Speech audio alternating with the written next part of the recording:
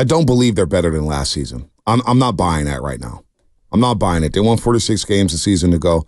I'm not buying that they're better than last season. I said they were marginally yesterday, and marginally is like 1%. I don't believe they're better. I don't believe they're better. Okay. But at the same time, Kuminga, if he makes a leap, if Podziemski makes another leap, if Moody makes a leap, I got to see what the roster looks like day one training camp, because I don't believe they're done. I still think they're going to be searching. I think they're patient with the marketing news, and they really, really want them.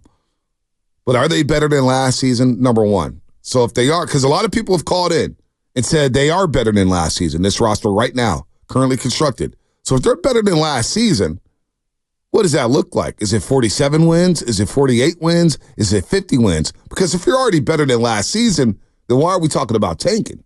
If that's the conversation around the Golden State Warriors, from the summit to the show, to Steiny and Goo, to Willard or Dibbs, there's a lot of people, including on-air hosts, who think they are better than they were a season ago. Well, what does better look like, Bonte? That's what I just asked. That's what I just asked. That's what I'm saying. Is it 47 wins? Is it 48 wins? Great. If they're better, that means they're going to the playoffs. Well, even then, that's my expectation, exactly. Right? Well, and that's the thing. Like in the West, like incrementally better still isn't good enough. They were in all other years, they were probably a playoff team, but they're not anymore. Like that's the thing with the play-in 7, 8, 9, 10 now. You can't finish there. Like you can still have a good season. Like the Lakers were 10 games over 500 last year. Like they were a playing team. Yeah, the more and more we talk about tanking, you're not going to sell that to Stephen Curry. No, but you guys are playing Team USA. You might have to tell him, Steph, you know what? This guy might be the future of this team, and might have to shut you down. And then you know what? Steph comes back to you and say, okay, shut me down. Make sure I'm playing for another roster next season. Well, let's see if they. That's not going to fly. Well, we'll see what the extension is. That's not going to fly. The extension's going to be. I don't think at this age Steph's going to buy that. Draymond's not going to buy that. Like I don't think you do. I'm interested in asking Anthony Slater about this. He'll probably scoff at it, but I do think you have to have internal discussions. If this team is a fringe play-in team at best, like let's sell at the deadline and let's tank this thing. Here's the other thing: even if you tank, there's no guarantee. There's no guarantee. There's not. So what if you tank and finish fourth in the draft lottery? And that's the New York Knicks tanked and didn't end up with Zion. And then what? Then guess what that is? That's another piece to try to bring in another superstar. So you got another. That's an attractive piece. Well, we thought the number 2 overall pick a couple years ago with James Wiseman was maybe an attractive piece, and everybody's like, "Yeah, we're not moving up. If you're not getting Cooper Flagg, then we don't want anything to do with the top." Well, there's 3. all these European players now. We'll see this next year. I think this is going to be another. That's a dangerous game. That's a dangerous game. I think to take a conversation in the month of July is a little premature. That's just me. Fair enough. But I'm eager to hear from the fans. Is Cooper Flagg that damn good to where you want to tank this roster? I'll entertain a conversation. 888-957-9570. Again, I don't believe it. I'm not in the mindset of tanking. I'm in the mindset of getting back to the damn playoffs and getting another piece here to help out Stephen Curry. That's my mindset. What's the goal next year for the Warriors? To win games and get back to the playoffs. That's really tough when I have Stephen Curry as my best player. It's really hard to sell fans on just winning games. And get into the playoffs? Great. Like, it's hard. This team won 4 titles. For right now, people understand where they're at right now. You had to recalibrate the books. You had to mess with the books. Go ahead, Carter, get in there. Someone in the chat brought up an interesting point. Because Cooper Flagg has excelled so much in these practices, basically, does this motivate the Jazz potentially to trade Lauri Markkanen and look toward that? Oh, that's a good point. See? And then you're definitely not tanking if you trade for that conversation goes out the way, but this conversation is predicated on they're not trading for Lauri Markkanen. That is a good point. And right now, Danny Ainge watching the Team USA practices going, oh, we got something here. Cooper Flagg in Salt Lake City, he is from what, Maine? He's from Maine. Yeah. Is he the greatest athlete to come out of Maine? Absolutely. I mean, can you even name another athlete from Maine? Cannot. I mean, come on. So he's coming over from Maine, going to Salt Lake City. Whoever came up with that on YouTube. That's a very good point, by the way. That's not going to stop them, though, if they re-sign Lauri Markkanen, because they've already tanked all this time with Lauri Markkanen. They'll just shut him down and be like, yeah, you're just, you know what, there's this Phantom IL stint. Oh, they'll do it again. They did that last year. No doubt. They'll do it again. I love their head coach. I feel so bad for him because I think he's a good coach. Hardy, right? That's his name, Will Hardy? Will Hardy. He's good. By the way, that YouTube comment was brought to you by First NorCal Credit Union. For a low-rate auto loan, apply online or just ask for First NorCal financing at the dealer. Now, other things happening with the Golden State Warriors. Buddy Hield, we're going to get Anthony Slater on 888-957-9570. Again, a lot of people have called in this week and said this roster is better than the roster last season. Well, why is this roster better right now than it was last season? And I would love to hear from you. What does better look for them? That's what I also want to know. Well, better to me, obviously, is at least getting into the first round. At minimum, right? When you say better, I'm guessing you're going farther into the season. Or just win deeper into the season. Hell, technically, by that standard, just win a play-in game, even if it's the 9-10 matchup. Then get into the second one. You do that. Like, you just need to, no doubt. You just need to win a game. No doubt. Like, come on, man. No doubt. Yeah, so I'm not. I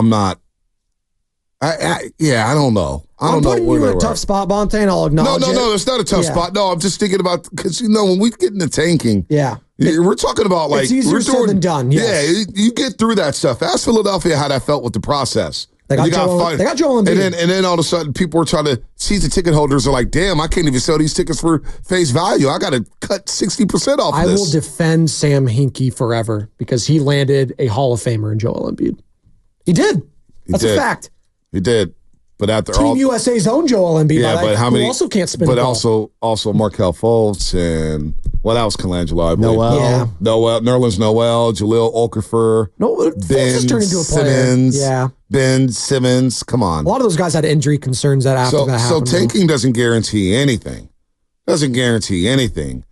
And I think that's a terrible message to send to Stephen Curry if you decided to tank. That's a terrible message to send to the fan base. Terrible message to send to Stephen Curry. We all love Cooper Flagg. We get it. Cooper Flagg is really good. He's really good. But that's a tough sell to a fan base. That's a tough sell to a superstar in Stephen Curry. Well, look what I'll say this. Different parts of when they happened, though.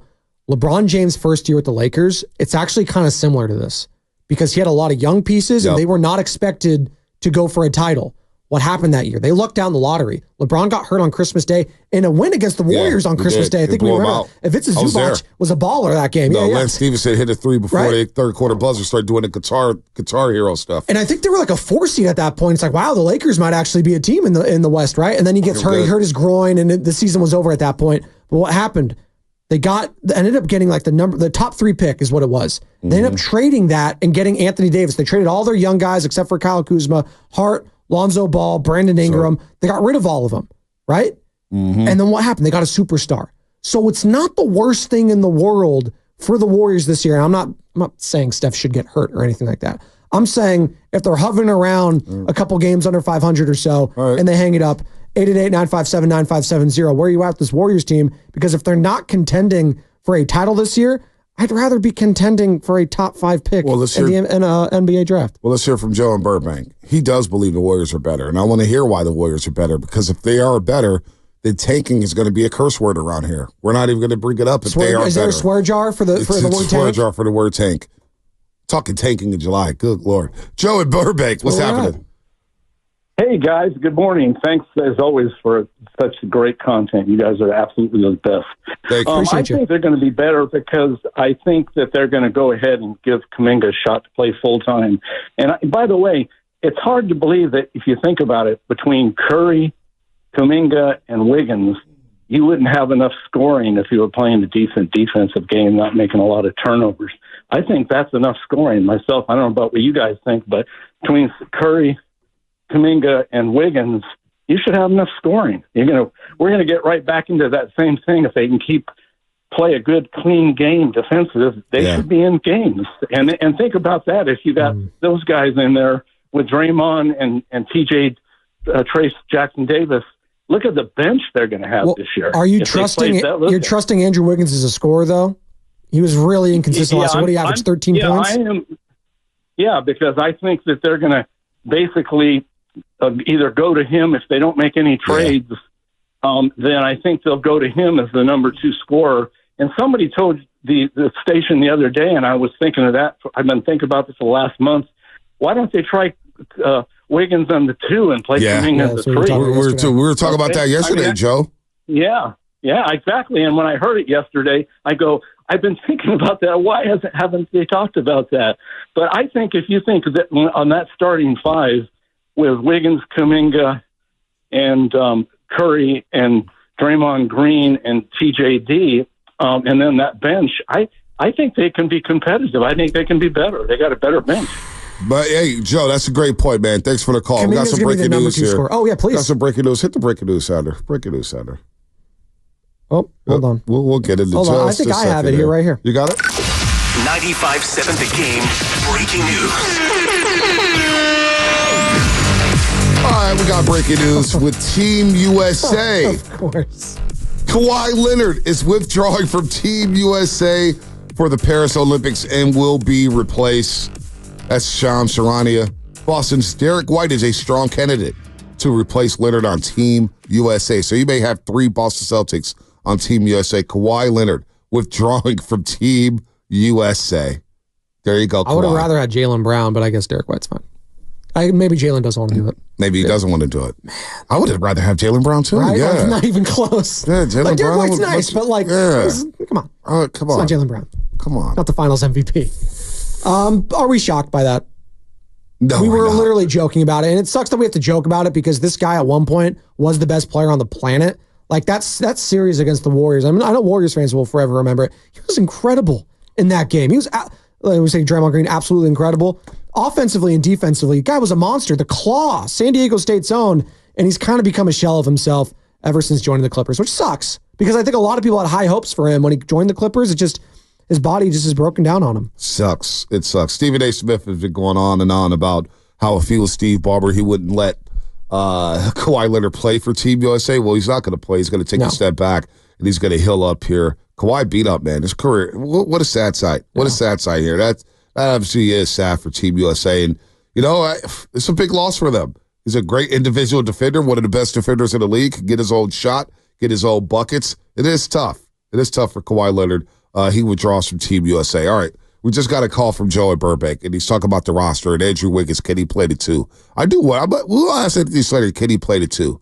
Because I do believe with him getting more touches, he'll be more engaged in the offense. Because again, I go back to the Steve Kerr quote. I'll beat this drum till this drum is beat down. But Steve Kerr mentioned on Willard Dibs last season. Look, we cannot allow Andrew Wiggins to go down offensively and not touch the ball for 5 straight possessions. With Klay Thompson now gone and Chris Paul now gone, he will get the ball in his hands a little bit more.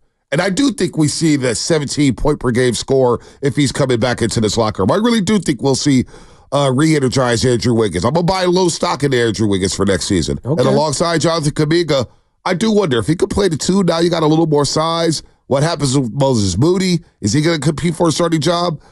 I do believe we'll see a better Andrew Wiggins. Let's go to Corey in South Carolina. Corey, we're still screening the call. All right, we're still screening. I'm interested on that real quick before we get to Corey.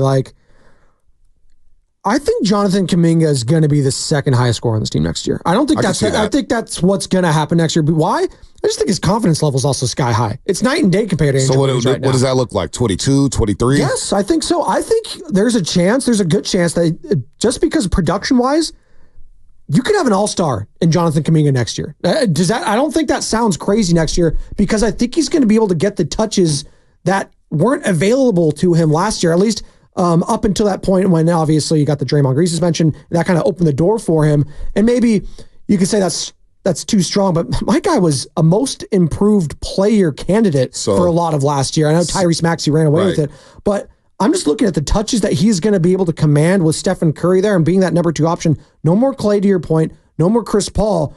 I do think that should lessen the burden on Andrew Wiggins to where he could feel more comfortable and confident because Kuminga is going to be that guy to be number 2. So now, and maybe Wiggins is better suited at this stage being that number 3 guy. So now, forget the taking. Now you got some ballers. Now you got guys trying to win games. Good. Forget Cooper Flack. We got JK, Jonathan Kuminga. Well, why not both? You're not going to get both.